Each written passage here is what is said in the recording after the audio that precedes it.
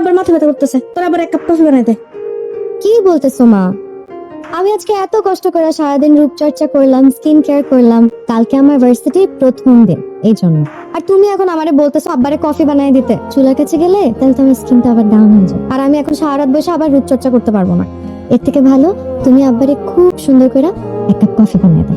ভার্সিটির প্রথম দিন যদি তোমার মেয়েকে কাজের পর মতন লাগে, তোমার ভালো লাগবে বলো? ওরে সুন্দরী, এত ঢংনা কইরা যেটা বলছিস সেটা করে দে যা।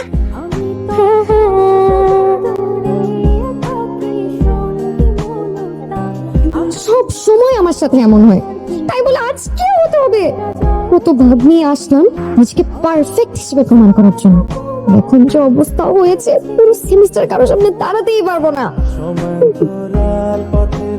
এই মেয়ে, এই, তুমি এদিকে আসো, এদিকে আসো। কি দেখো তুমি উকি মাইরা?